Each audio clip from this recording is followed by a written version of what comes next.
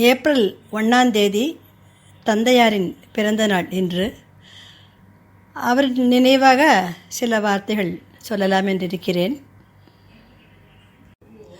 அவருடைய சிறு வயதில் ஆரம்ப பள்ளியில் படிக்கும்போது ஆசிரியர் வகுப்பில் நுழைந்தவுடன் சளசளவென்று பேசிக்கொண்டிருந்த மாணவர்கள் எல்லோரும் கப் சிப் என்று அமைதியாக ஆகிவிட்டார்கள். இதை பார்த்த அப்பாவின் மனதில் ஒரு எண்ணம். இந்த வகுப்பறையே உலகம் என்று நினைத்து கொண்டிருந்த அவருக்கு ஆசிரியர்தான் உலகத்திலேயே உயர்ந்தவர் ஆகையினால் தானும் பெரியவனானதும் நல்ல ஆசிரியர் ஆக வேண்டும் என்று தோன்றியது.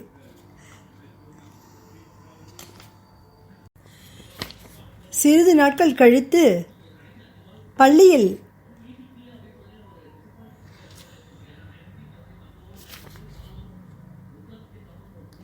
ஒரு நாள் தலைமை ஆசிரியர் அவர் வகுப்புக்கு வந்தார். அப்பொழுது ஆசிரியர் எழுந்து நின்று மிகவும் பவ்யமாக தலைமை ஆசிரியருக்கு மரியாதை செய்வதை பார்த்ததும், ஓஹோ, ஆசிரியரை காட்டிலும் தலைமை ஆசிரியர் தான் பெரியவர், ஆகவே நாமும் பெரியவராகும்போது தலைமை ஆசிரியராகத்தான் ஆக வேண்டும் என்று எண்ணினார். மற்றும் ஒரு நாள் பள்ளிக்கு இன்ஸ்பெக்ஷனுக்கு இன்ஸ்பெக்டர் அவர் வந்தார்.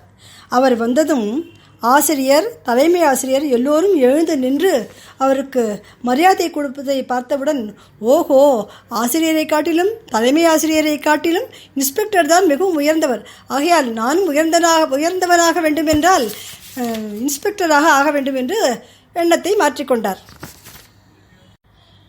மற்றும் ஒரு நாள் பார்த்தால் பள்ளிக்கு ஆண்டு விழாவிற்கு மந்திரி ஒருவர் வந்தார்.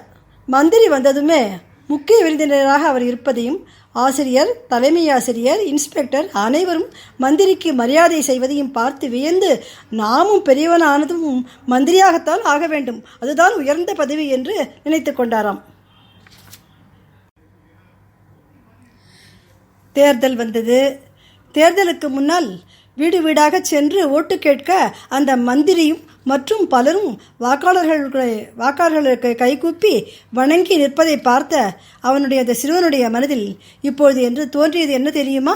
எல்லோரிலும் உயர்ந்தவன் நல்ல பிரஜையாகத்தான் இருக்க வேண்டும் என்ற வலுவான எண்ணம் அவன் மனதில் முடிவாயிற்று. அதை போலவே அவர் ஒரு நல்ல பிரஜையாக, நல்ல மகனாக, நல்ல தகப்பனாக, நல்ல கணவனாக, நல்ல சகோதரனாக வாழ்ந்து மறைந்தார் என்பதை எங்களால் மறக்க முடியாது. வாழ்க வளமுடன். ஏப்ரல் 1 என் தந்தையின் பிறந்த நாள். எங்கள் அன்பு தந்தைக்கு எங்கள் எழுவரின் பாதம் பணிந்த நமஸ்காரங்கள். இலக்கிய படகு. இந்த கட்டுரை தொகுப்பு அவர் வாழ்வில் நடந்த சொந்த உண்மை சம்பவங்களை கொண்டு எழுதியிருக்கிறார். இந்த இலக்கிய படகு என்னும் கட்டுரை தொகுப்பிலிருந்து கைத்தடி என்னும் தலைப்பின் எழுதிய கட்டுரை நினைவு கூறுகிறேன். அவர் மஞ்சள் காமாலை நோயால் அவதிப்பட்டு கொண்டிருந்த நேரம் என் வீட்டிற்கு வடாம்பழி அம்மா வந்திருந்தாள். அம்மா திரும்பி வர சற்று நேரமானதால் அவருக்கு இருப்பு கொள்ளாத நிலையை பற்றி சொல்லியிருந்தார். அவர் நடப்பதற்கு உதவியாக ஒரு கைத்தடி வைத்திருந்தார். அந்த கைத்தடி அவரிடம் 4-5 நாட்கள் தான் ஆகியிருந்ததாம். ஆனால் என் அம்மா 40 வருடங்கள் ஆகிவிட்டது. வாழ்வின் சுகதுக்கங்களை பகிர்ந்து அவரின் உயிரின் ஒரு பகுதியாய் வாழ்ந்தவள். மகளின் வீட்டிலிருந்து வர நேரமாகிவிட்டதால் கைத்தடியை எடுத்துக்கொண்டு மகளின் வீட்டிற்கு செல்லலாம் என்று பொறுமை இழந்து அவர் படியிறங்கும் நேரத்தில் தூரத்தில் மனைவி வருவதை பார்த்துவிட்டு வீட்டிற்குள் படுத்து கொண்டாராம். வீட்டிற்குள் வந்ததும், கஞ்சி குடித்தீர்களா, மருந்து எடுத்துக்கொண்டீர்களா என்று கேட்டாளாம். அந்த கட்டுரையின் முடிவில், உயிருள்ள அன்பும் பாசமும் மிகுந்த கைத்தடியான வாழ்க்கை துணையான மனைவிக்கு ஈடாகுமா இந்த கைத்தடி என்பதைப் போல் முடித்திருப்பார். அதை படித்து முடித்ததும் என்னால் என் கண்ணீரை அடக்க முடியவில்லை. 1000 உறவினர் பெருமைகள் இல்லை, அன்னை தந்தையே அன்பின் இல்லை. இந்த பாட்டு என் மனதின் ஓரத்தில் எங்கோ ஒலித்து கொண்டிருக்கிறது. இன்னைக்கு சமையல்லாம் முடிச்சு, பூஜையெல்லாம் முடிச்சு, காக்காக்கி சாதம் போட்டு அப்புறம் நாங்கள்லாம் சாப்பிட்டுட்டு சித்த நேரம் படுத்துக்கலான்னு வந்தேன். பெங்களூர்லேருந்து எங்கள் அக்கா கிட்டேருந்து ஃபோன் வந்தது. என்னக்கா அப்படின்னேன். ஏய், நாளைக்கு ஏப்ரல் 1 அப்பாவோட ககன குளிகை படிச்சிருக்கியா அப்படின்னு அக்கா கேட்டா. யார் அந்த கலெக்டர் தாத்தா அந்த விஷயமா அப்படின்னு கேட்டேன். அதே தான் அப்படின்னு சொன்னா. ஆஹா, படிக்கிறதா? அப்பாவே சொல்லியே கேட்டிருக்கேன்க்கா அப்படின்னு சொன்னேன் நான். இல்லடி, நான் அப்படி கேட்கவே இல்லடி, நான் வந்து நிறைய தடவை படிச்சிருக்கேன், அதை பற்றி நம்ம 2 பேரும் பேசலாமா அப்படின்னு சொன்னான். தாராளமாக பேசலாம். எங்கள் அக்கா வந்து எங்கள் மூத்த அக்கா வந்து எப்பயுமே ஒரு நல்ல ஒரு குவாலிட்டி டேஸ்ட் உள்ள ஒரு சிஸ்டர். அவ கடமைகளையெல்லாம் ரொம்ப அழகாக முடிச்சு இன்னைக்கு வந்து ஒரு துறவு மனப்பான்மையில் இருக்கக்கூடிய ஒரு சிஸ்டர். வாழ்க்கையின் எல்லா படிகள்லையுமே அது எப்படி இருந்தாலும் சரி, பொருளாதாரத்தில் கொஞ்சம் கஷ்டப்படக்கூடிய நிலைமையாக இருந்தாலும் சரி, நல்லா இருந்தாலும் சரி, தன்னுடைய பேலன்ஸ் மாற்றிக்காத ஒரு மனுஷி அவ. எனக்கு அதனால அவகிட்ட ஒரு பெரிய மரியாதை உண்டு. அவள் சொன்னா நாங்கள் எல்லாருமே கேட்டு நடுவோம், அவளை கீழே இருக்கிற எல்லாரும் கேட்டு நடுவோம். அதுலேயும் நான் வந்து இந்த குணங்களையெல்லாம் ரொம்பவே மதிப்பேன். அவள் சொன்ன உடனே எனக்கு எங்கள் அப்பா பேசினது ஞாபகம் வந்தது. நான் வந்து I was doing my final year. அப்போ வந்து அப்பா இது எனக்கு சொன்னார். அது ஞாபகம் வந்தது. என்ன ஒரு புரிதல் வாழ்க்கையை பற்றி அப்பாவுக்கு. இந்த வயசுல தான் நான் நினச்சி பார்க்குறேன். அப்போ வந்து ஒரு ஆச்சரியமாக தான் இருந்தது. ஒரு 19 இயர் ஓல்டு கேர்ளாக எனக்கு ஆச்சரியமாக இருந்தது. ஆனால் இப்போ ஒரு வயசு ஆக ஆக அப்பாவை பற்றி நினைக்கும் போது ஒரு பெரிய பிரமிப்பாக இருக்குது. அது வந்து இன்னைக்கு நினைச்சாலும் ஆச்சரியம், எப்படி அந்த வயசுல அப்பா அப்படி பேசினார் அப்படின்னு. ஏன்னா அப்பா வாழ்ந்ததே 56 வயசு வரைக்கும் தான். He was very young. அந்த ஒரு வயசுல அவருக்கு அப்பேற்பட்ட ஒரு தத்துவ ஞானம், சித்தம் அதெல்லாம் சித்திச்சது பகவான்டி ஒரு பெரிய அனுகிரகம் தான் அது. ஒரு நாள் வந்து காலேஜ் விட்டு வந்த உடனே அப்பாவும் ப்ரெஸ்லேருந்து அன்னைக்கு சீக்கிரமா வந்துட்டார். வந்துட்டு, ஏம்மா உனக்கு கலெக்டர் தாத்தாவை பத்தி தெரியுமா அப்படின்னு கேட்டார். எனக்கு தெரியாது அப்பா, அவர் ஒரு பெரிய மனுஷமா, அவரை பற்றி ஒரு சமாச்சாரம் உங்ககிட்ட சொல்கிறேன் அப்படின்னார். சொல்லுங்கப்பா அப்படின்னு கேட்டேன். அப்போ சொன்னார், அந்த கலெக்டர் தாத்தா அப்படிங்கிறவர் வந்து ரொம்ப வயசானவர், 90 வயசுக்கு மேலே ஆனவர். அப்பாவை பார்க்கணும்னு சொல்லிகிட்டே இருந்தார் அப்பா. அப்பாவும் சரி இவ்வளோ தூரம் அவர் சொல்கிறாரு, நாமளும் போய் பார்த்துட்டு வரலான்னு பல முறை மெட்ராஸ் போயிருக்கார். ஆனால் அவரை பார்க்க முடியல, வந்துட்டார். ஒரு தடவை கொஞ்சம் டைம் கிடச்சிருக்கு. அப்போ டக்குன்னு அப்பாவுக்கும் ஞாபகம் வந்திருக்கு. அப்பா வந்து அவரை பார்க்க சரி இப்போ நேரம் கிடச்சிருக்கே போகலாம் அப்படின்னு போயிருக்கார். பெரிய சந்தோஷம் அந்த கலெக்டர் தாத்தாவுக்கு. வாங்கோ சீதாராம் வாங்கோன்னு சொல்லிட்டு அவரை அழைச்சி எல்லாம் உபச்சாரம் எல்லாம் பண்ணும்போது எல்லாரையும் கூப்பிட்டுருக்கார். மனைவி, மகன், மருமகள், பேரன், பேத்திகள் எல்லாம். அவர் கூப்பிட்ட உடனே மெதுவாக அப்படியே வந்து பயந்து அப்படி எட்டி பார்த்து, யாரோ தாத்தாவுக்கு ஒரு வேண்டப்பட்டவா வந்திருக்கா, அவகிட்ட நாம் ரொம்ப மரியாதையாக நடந்துக்கணும்னு எல்லாரும் பயந்து வந்து அப்பாவுக்கு நல்ல நமஸ்காரம் எல்லாம் பண்ணி மரியாதையாக இருந்துட்டு போயிருக்கார். அப்புறம் அவர் உபச்சாரம் எல்லாம் பானம், தாகம் தீர்க்க பானம் எல்லாம் கொடுத்து எல்லாம் இது பண்ணியிருக்கார். அப்புறம் அப்பா கேட்டிருக்கார் அவர்கிட்ட, ஆமாம் என்னை அடிக்கடி பார்க்கணும்னு சொல்லியிருக்கேளே, என்ன விஷயம்? இப்போ தான் எனக்கு கொஞ்சம் நேரம் கிடச்சிது, அதான் வந்தேன், சொல்லுங்கோ அப்படின்னு அப்பா கேட்டிருக்கார்.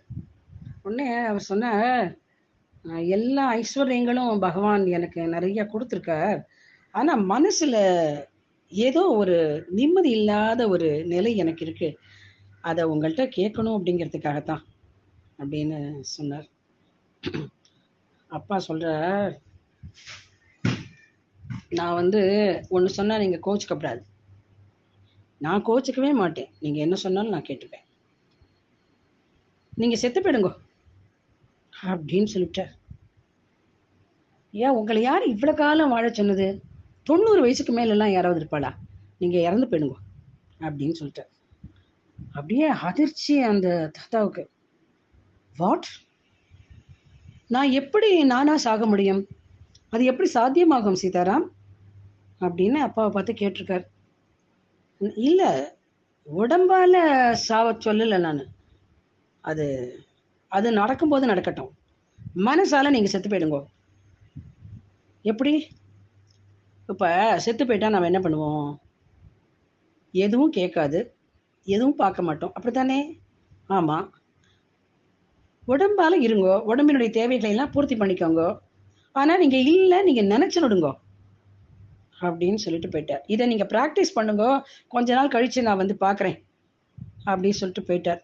சரி, நீங்கள் உங்கள்கிட்ட கேட்டால் எனக்கு ஒரு தீர்வு கிடைக்குன்றதுக்காக தான் உங்களை நான் வர சொன்னேன். சரி, நீங்கள் சொன்னதை நான் ப்ராக்டிஸ் பண்ணுறேன் அப்படின்னு ப்ராக்டிஸ் பண்ணினேன். கொஞ்ச நாள் ஆச்சு. திரும்பி அந்த தாத்தா எப்படி இருக்காருன்னு பார்ப்போன்ட்டு அப்பா திரும்பி போயிருக்கார். போகும்போது அவர் ஒரே வீடெல்லாம் கலக்கலன்னு குழந்தைகள்லாம் கும்மாளமாக ஆட்டம் போட்டுட்டு சந்தோஷமாக இருந்தது. ஆஹா, வாங்கோ சீதாராம் வாங்கோ அப்படின்னார். என்ன எப்படி இருக்கே? நான் ரொம்ப சந்தோஷமாக இருக்கேன். இப்போ என் மனசில் எந்த குறையும் இல்லை, ரொம்ப சந்தோஷமாக இருக்கேன். என்னாச்சு?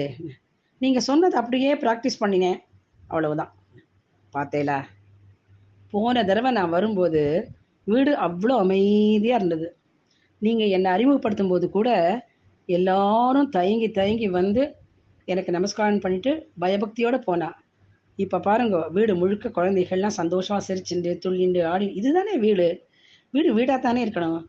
நீங்கள் வீட்டை வீடாக வச்சுக்கல, அதனால தான் அப்படி இருந்தது அப்படின்னு. இல்லை, புரிஞ்சுனுட்டேன் சீதாராம், புரிஞ்சுனுட்டேன். ரொம்ப சந்தோஷமாக இருக்கு. எனக்கு இப்படி ஒரு உபாயம் சொல்லி கொடுத்தவங்களுக்கு நான் ரொம்ப நன்றி சொல்லிக்கிறேன் அப்படின்னு அப்பாட்ட சொல்லியிருக்கார். இந்த கதையை அப்பா எனக்கு சொல்லும்போது எனக்கு ஒரே ஆச்சரியமாக இருந்தது. ஆனால் அப்பாவால் அது சாத்தியம்தான். ஏன்னா இந்த வையகத்து உடலோட வானத்தில் வாழக்கூடிய அமர வாழ்வை வாழ்ந்தவர் அவர். ஒரு இலக்கிய வாழ்வு வாழ்ந்தவர் அவர். சொல் மட்டுமல்ல, வாக்கும் செயலும் அப்பாவுக்கு என்னைக்குமே ஒன்றா தான் நான் பார்த்துருக்கேன். அவர்கிட்ட வேறுபாடே சொல் எண்ணம் சொல் செயல் எல்லாம் ஒரே நேர்கோட்டில் போய் நான் பார்த்த ஒரு மனுஷன் என்னுடைய அப்பா. அவருக்கு இதெல்லாம் ரொம்ப சாத்தியம்தான். அவர் தான் தேவ சபையை நடத்துகிறவராச்சே. அவருக்கு அமர வாழ்வு வாழறது என்ன பெரிய கஷ்டமா? அப்பேற்பட்ட ஒரு பெரிய சித்தருக்கு பிறந்த பெண் நான் நினைக்கும் போது கடவுள் எனக்கு இது கொடுத்த ஒரு பெரிய வரம். இது என்னுடைய நாளைக்கு, என்னுடைய அப்பாவோட பிறந்த நாளைக்கு என்னுடைய சமர்ப்பணம். இது குமிழ் சிரிப்பு. இந்த சொல்லில் எனக்கு ஒரு தனி மோகம். உள் உணர்ச்சிகளை உதட்டில் குவித்து கூறாமற் கூறும் திரள் அழகு இந்த குமிழ் சிரிப்பில் இருக்கிறது. குமிழ் சிரிப்பு 2 பேருக்கு உண்டு. ஒருவர் சிவபெருமான், மற்றவர் புத்த பெருமான். முன்னவர் நம்மை படைத்த கடவுள், மற்றவர் நம்மில் ஒருவராக பிறந்து பின்னர் கடவுளாகி போனவர். படைப்பு ஒரு விளையாட்டு. இதற்கு பொருள் ஒன்றும் கிடையாது. ஆயினும் பிறந்து வளர்ந்து இறந்து போகின்ற உயிர்கள் தங்கள் வாழ்க்கையில் கணந்தோறும் பரபரப்பு காட்டி விளையாட்டை பெரிய விவகாரமாக்கி உலைந்து உதிர்ந்து போகின்ற விந்தையைக் கண்டு சிவபிரான் புன்னகை செய்து கொண்டிருக்கிறார் போலும். அவர் கடவுள். விளையாட்டு என்று புரிந்து கொண்டு விட்டால் பின்னர் அதில் தொல்லைகள் இரா, வினைப்பயன்கள் தொடரா. வினைகள் மலிந்த வாழ்வை விளையாட்டு என்று கொள்ளும் ஞான வீறு புத்தபிரானின் திருமுகத்தில் குமிழ்நகையாக அரும்பி படைப்பு கடவுளின் விளையாட்டுக்கு ஈடு கொடுக்கிறது. எனவே கடவுளாகி போய்விட்டவர் புத்தர். ஒரு உதாரணம் சொல்லி பார்க்கலாம். காய்களை இடம் விட்டு இடம் நகர்த்தி அவற்றை கட்டியும் வெட்டியும் கழிக்கின்ற கைவிரல் தனது ஆட்சிக்கு உட்பட்டு அவதியுறும் காய்களை பார்த்து இனி என்ன செய்வாய் என்று கேட்கும் பாவனையில் வெற்றி புன்னகை பூத்தால் அதுதான் சிவபிரானுடைய குமிழ்நகை. விரலின் விதிப்படி இயங்கி இடத்துக்கு இடம் பெயர்ந்தாலும்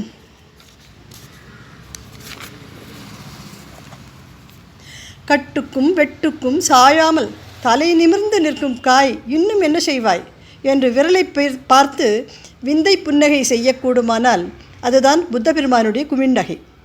படைப்பின் குமிழ்நகைக்கு என்ன பொருளோ நமக்கு நிச்சயமாக தெரியாது.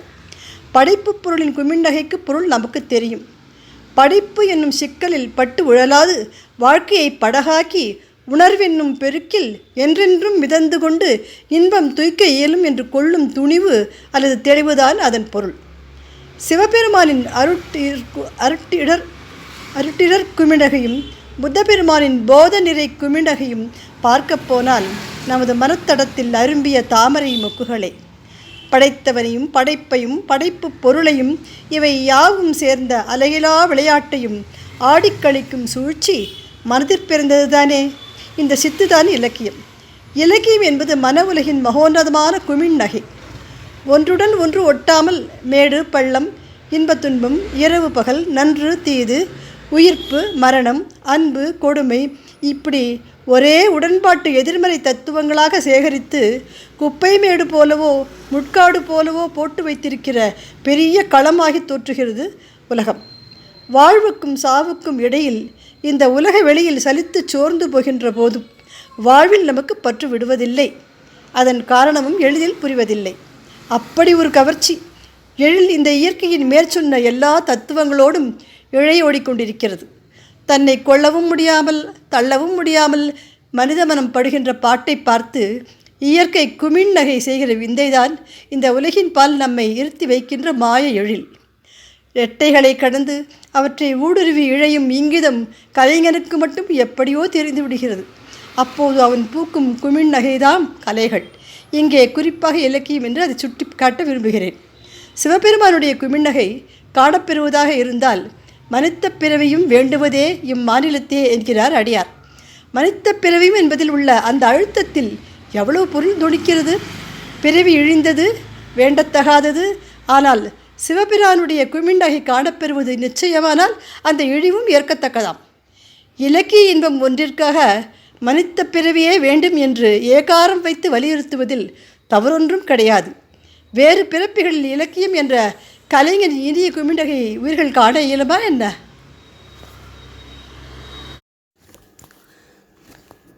நான் கவிஞர் தில்லோ சீதாராம் அவர்களின் இரண்டாவது புதல்வி. என் தந்தை பாரதியாரின் மானசீக புத்திரராவார். பாரதி பக்தர். அவர் பாரதியாரின் குடும்பத்தை சந்திக்கும் சந்தர்ப்பம் நேர்ந்தது. அந்த சமயத்தில் நாங்கள் திருச்சியில் இருந்தோம். எங்கள் வீட்டிற்கு பக்கத்திலேயே ஒரு வீடு பார்த்து அவர்கள் குடும்பத்தை அழைத்து வந்தார். பாரதியாரின் குடும்பத்தோடு பழகிய அந்த நாட்களே என் சிறிய வயது நினைவில் நின்ற சில நினைவுகளை பகிர்ந்து கொள்கிறேன். செல்லம்மா பாரதியை சொந்த பாட்டியாகவே தான் எங்கள் நினைவு. அப்படி ஒரு பாசமானவர். தங்கம்மா பாரதி, சகுந்தலா பாரதி இருவரையும் அத்தை என்று தான் அழைப்போம். ஒரே குடும்பமாக பழகி வந்தோம். என் அந்த சிறு வயதில் அவர்கள் பாரதியார் குடும்பம் என்று தெரியாது. ஒரு நாள் என் 2ஆம் வகுப்பு புத்தகத்தை வைத்து படித்து கொண்டிருந்தேன். பாடம் பாரதியாரை பற்றியது. அதில் பாரதியாருக்கு 2 புதல்விகள் என்று படித்து கொண்டிருந்தேன். என் அப்பா பக்கத்தில் படுத்து கொண்டிருந்தார். என் அப்பா என்னிடம் தங்கம்மா அத்தையும் சகுந்தலா அத்தையும் தான் பாரதியின் புதல்விகள் என்று கூறினார். நான் நம்ப மறுத்துவிட்டேன். அந்த சமயம் பார்த்து சகுந்தலா அத்தை என் வீட்டிற்குள் நுழைந்தார். அப்பா அவர்களிடம், பாருக்கா, நான் சொன்னா நம்ப மாட்டேங்கிறா, நீயே சொல்லு என்றார்.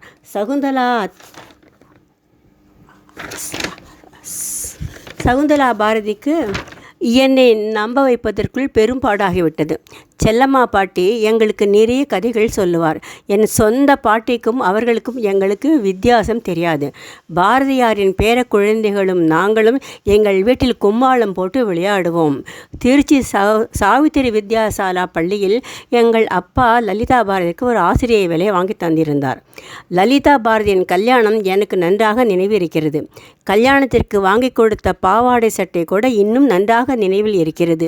சிறிது காலம் சென்று அவர்கள் திருச்சியை விட்டு சென்று விட்டார்கள். செல்லம்மா பாட்டியும் உடல்நிலை சரியில்லாமல் இருந்தார். அந்த நேரத்தில் என் தந்தை அம்மாவையும் என் பெரிய தம்பி பசுபதியையும் அழைத்து கொண்டு சென்னைக்கு குடியேறினார். அப்பொழுது என் 2வது தம்பி மணியை என் அம்மா கர்ப்பமாக இருந்தார். அந்த சமயத்தில் செல்லம்மா பாட்டிக்கு உடல்நிலை மிகவும் கவலைக்கிடமாக இருந்தது. என் தாய் மாமாவை அம்மாவுக்கு துணை வைத்து என் அப்பா கடையத்திற்கு சென்று செல்லம்மா பாட்டிக்கு சேவை செய்து கொண்டிருந்தார். ஆனால் சிறிது காலத்தில் அவர் இறைவனடி சேர்ந்தார். அந்த சமயத்தில் என் தந்தையின் மடியில்தான் உயிர் நீத்தார். திருச்சியில் இருந்த எங்களுக்கு தகவல் தெரிந்தது. நானும் என் அக்காவும் செல்லம்மா பாட்டின் மறைவுக்காக மிகவும் அழுதோம். பின்னாளில் தங்கம்மா பாரதியின் மகள் விஜயபாரதியின் கல்யாணம் என் தந்தை முன்னின்று நடத்தினார். என் தம்பி மணி சென்னைக்கு செல்லும்போது சகுந்தலா பாரதியை பார்த்து நலம் விசாரித்து விட்டு வருவது உண்டு. அப்படி ஒரு தடவை சென்றிருந்த போது எனக்கும் அம்மாவுக்கும் புடவைகள் கொடுத்து அனுப்பியிருந்தார். சில ஆண்டுகளுக்கு முன் நானும் என் சகோதரிகள் இருவரும் லலிதா பாரதியை பார்த்து விட்டு வந்தோம். மிகவும் வயதாகிய காரணத்தால் சரியாக பேசவில்லை. அவருடைய கணவரையும் அப்போது பார்த்து பேசினோம். பாரதியார் குடும்பத்தோடு பழகிய அந்த நாட்களை நினைக்கும் போது இப்போதும் சந்தோஷமாக இருக்கிறது. அதுவும் செல்லம்மா பாட்டியை அடிக்கடி நினைப்பேன். என் பாட்டியைப் போலவே விஜயபாரதி அண்ணாமலை பல்கலைக்கழகத்தில் பாரதியாரை பற்றி பிஹெச்டி பண்ணும்போது எங்கள் வீட்டில் அவ்வப்போது தங்கியிருப்பது வழக்கம். அப்பாவிடம் ஆலோசனைகள் கேட்பார். நானும் என் தம்பி மணியும் விஜயபாரதியுடன் அவர்கள் சிநேகிதி வீட்டிற்கு செல்லும்போது துணிக்கு செல்வதுண்டு. லலிதா பாரதி, விஜயபாரதி இருவரும் மாலை வேளைகளில் எங்கள் வீட்டிற்கு வருவார்கள். அவ்வப்போது இருவரும் பாரதியார் பாட்டு பாடுவார்கள். எங்கள் அம்மாவும் கூட பாடுவார். பாரதியார் குடும்பத்தாரும் எங்கள் குடும்பத்தாரும் சேர்ந்து குடும்ப புகைப்படம் எடுத்துக்கொண்டோம். என் பாட்டியும் செல்லம்மா பாட்டியும் இருவரும் சேர்ந்து புகைப்படம் எடுத்துக்கொண்டார்கள். ஃபோட்டோ ஸ்டூடியோவை போய் ஃபோட்டோ எடுத்த காட்சிகள் இன்னும் என் நினைவில் நிழலாடி கொண்டிருக்கிறது. இந்த நினைவுகள் எல்லாம் என்னை விட்டு எப்பொழுதும் நீங்காது.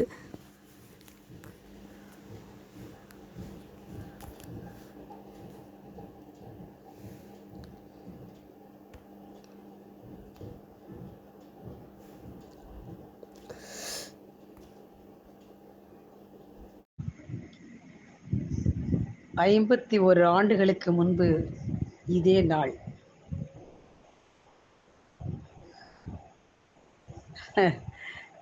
என்ன சொல்வது, ஆகஸ்ட் 21, 1973. பாட்டியோட திவசம் மறுநாள் 22ஆம் தேதி நான் பிரகாஷ் ஆக்சுவலி போயிருக்கேன். எல்லாம் முடிஞ்சது. சாயங்காலம் வந்துட்டோம் நாங்கள். மறுநாள் அப்படி ஒரு பெரிய அதிர்ச்சி காத்திருக்கும்னு நாங்கள் நினைக்கவே இல்லை. என்னுடைய கணவருக்கு கொஞ்சம் உடம்பு நல்லா இல்லாமல் இருந்தது. டாக்டர் கிட்ட போயிட்டு திரும்பி வரும்போது எங்கள் நாத்தனார் வாசலில் உட்காந்துருந்தாங்க.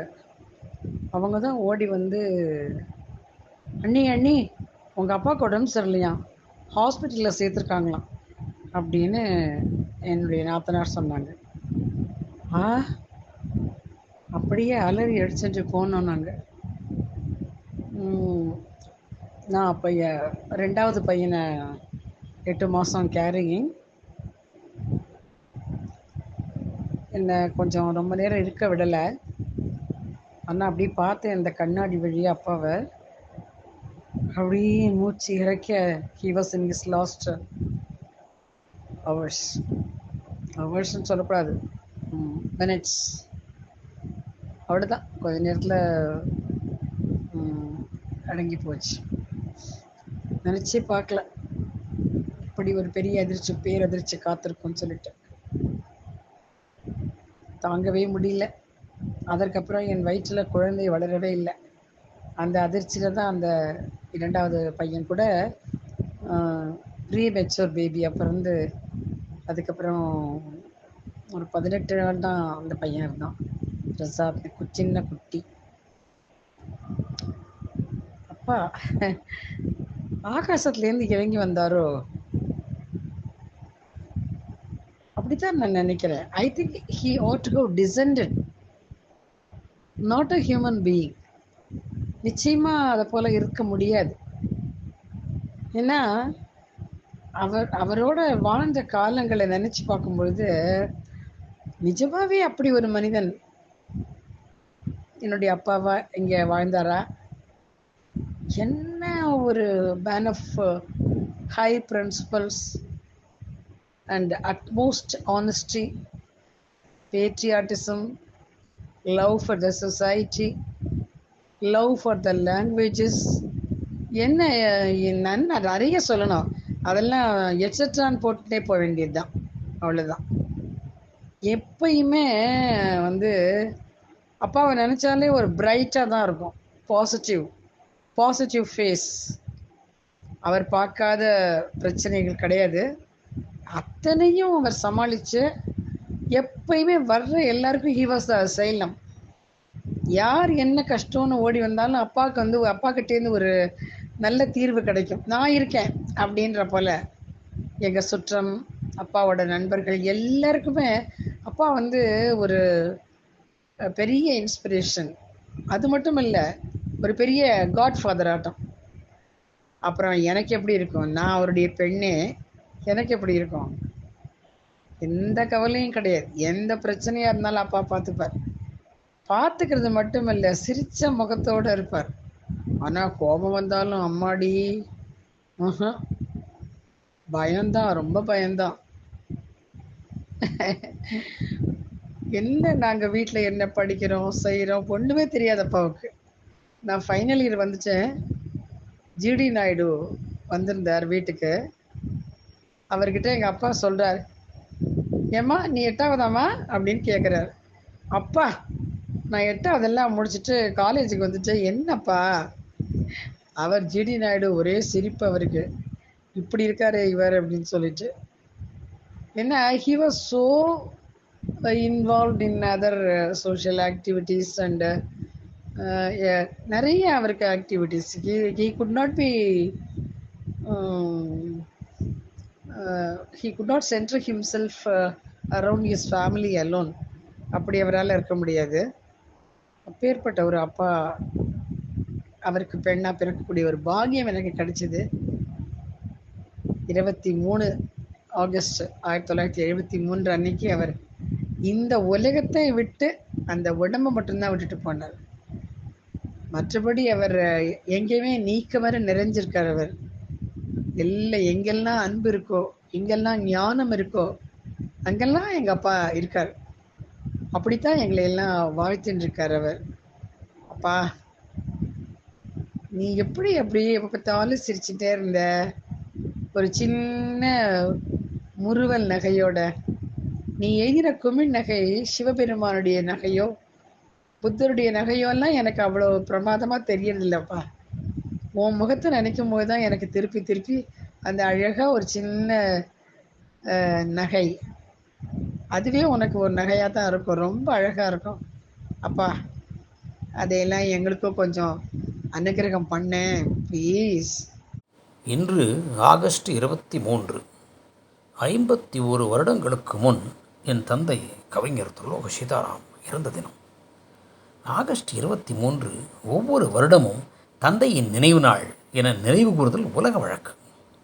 என் வகையில் இவ்வுலக வழக்கு அவசியமே இல்லை என்றே நான் நினைக்கிறேன்.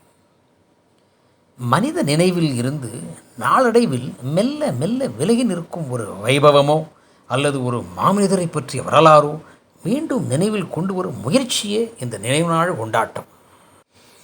என் உணர்வில் பாய்ந்து என்னை மனிதநேயத்தில் ஆழ்த்தி என் எண்ண ஓட்டத்தின் தலைவனாய் சதா என்னை வழிநடத்தும் என் தந்தையின் நினைவு என்னை விட்டு விலகுவதே இல்லை. என் அளவில் அவர் மறைந்த இந்நாள் காலக்குறியீட்டில் ஒரு தேதி மட்டுமே. என் தாயின் பங்கு அதனிலும் மேலாகப்படுகிறது. பின் சற்று ஆழமாக சிந்தித்து என் பெற்றோரின் சிந்தனை என்னை என்னவாக்குகிறது என்று விசாரிக்கும் வேளையில் என் மனதில் எழுந்த எண்ணங்களை கவிதை வடிவில் வார்த்தெடுத்தேன். நினைவு நாள் வெறும் காலக்குறியீடு என்ற தலைப்பில் அதை எங்கு வாசிக்கிறேன். ஈன்றவர் இருவர் நினைவு இன்று காலக்குறியீட்டில் ஒன்று. மனதின் படிவு வாழ்வை கணிக்கும். அவ்வாழ்வின் ஆணிவேர் ஈன்றோர்தன் கொடை எவர்க்கும். இன்று நம் வாழ்வின் புரிதல் தந்தையின் செயல், பெரிது அதனினும் தாயின் செயல். என்ன? வாழ்வின் செம்மை மனதின் செம்மை, நம் மனதின் செம்மை தாயின் சிதனம். அன்பின் இழை கொண்டு செதுக்கியது அவள் மகிமை. அதன் செழுமையில் மிளிரும் நம் வாழ்வின் உண்மை. இத்தகைய தந்தை தாயின்றி நாம் யாரெனப் போமோ, என்னவாகியிருப்போம் நமக்கு தெரியாது. நினைவு நாள் என்பதொரு காலக்குறியீடு. நம் வாழ்வின் ஆதாரமோ அவர்தம் நினைவு. அந்நினைவு நம் வாழ்வின் சர்வ சத்திய நிச்சயமாகும். ஒரு தேதியில் கணக்கிட்டு நினைவு மறைவதாம், அது மறைவதே இல்லை. செம்புலத்தேன் உணர்வில் பாய்ந்து நம்முடன் அவர்தம் நினைவு பிரயாணிக்கிறது. நினைவு நாள் என்பது வெறும் தேதி மட்டுமே.